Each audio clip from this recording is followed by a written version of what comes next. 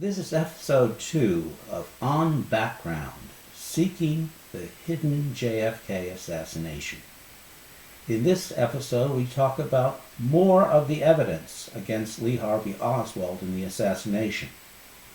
The importance about evidence is that as it piles up, there is no explanation for that evidence other than that Oswald was guilty of the assassination. Evidence sometimes speaks for itself. Oswald filled no orders that morning, November 22nd. He was constantly moving around the building with his clipboard, but his clipboard was found wedged between some boxes in early December 1963, and there were no orders on it, nor had Oswald submitted any orders, showing that something else was on his mind that morning than his job. He had his jacket also squeezed between some boxes, showing that he didn't want to take it with him after the assassination.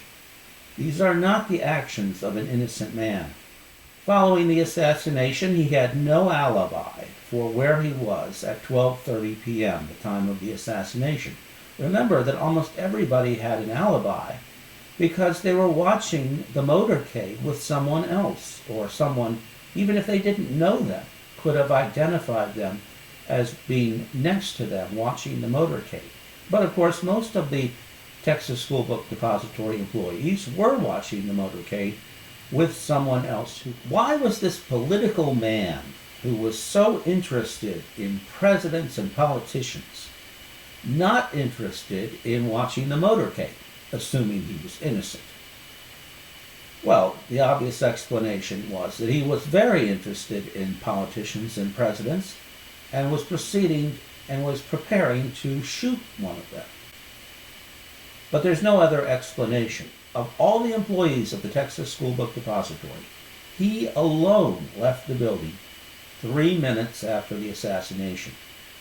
Why would he do that if he was innocent?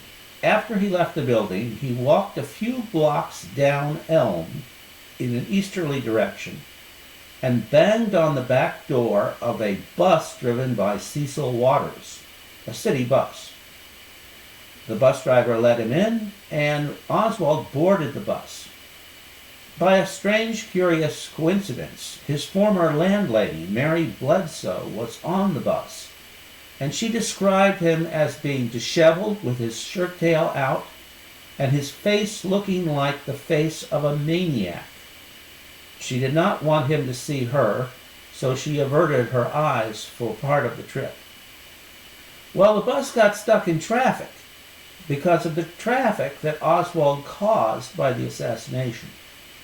So he quickly got off the bus and he asked for a transfer, and he walked a few blocks to a local Greyhound station where he hailed a taxi for the first time in the United States, having never done so before in America. And the taxi driver, William Whaley, set off to deliver him to his chosen destination, which was at his boarding house in Oak Cliff. Of course, Oswald didn't say, "Take me to my boarding house." He said, "Take me to Oak Cliff and I'll show you where to drop me off." Whaley wondered what all the commotion was. There were screaming police cars coming from all directions. Now, Oswald, even if he was innocent, knew exactly the reason for the commotion, because Mrs. J.A. Reid had told him that someone had fired at the president, but maybe they didn't hit him, she said. But Oswald said nothing to Whaley in response. He refused to answer the question. Now, that is only possible if Oswald was the man who fired the shots and didn't want to talk about it. Obviously, that is the best explanation for his silence on the way to Oak Cliff. Oswald did not let Whaley know the destination of the rooming house. Actually, his cab passed the rooming house before Oswald told him to stop at the next block. And when the cab went out of sight, Oswald proceeded to walk back to the rooming house. Clearly, he was wanting to check to make sure the police weren't there.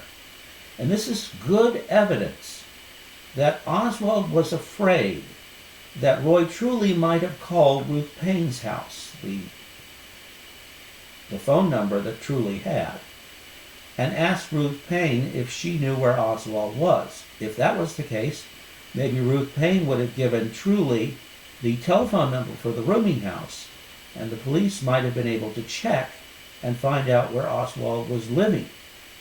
That's why Oswald was in such a hurry to get on that bus and to get away from the scene of the crime. Obviously, he had other reasons for wanting to get away from the scene of the crime, but it was important that he get to his rooming house as rapidly as possible. The stuck bus meant that he had to take a cab, but that speeded up his journey. Still, he was not going to take any chances, and he didn't let Whaley let him off at the front of the boarding house, but in a place that Whaley could not identify later if he was asked. In our next episode, we will look at what happened when Oswald went into the boarding house and spoke to the landlady there in preparation for his further flight. This is Rick Ryman, your host. I'll see you then.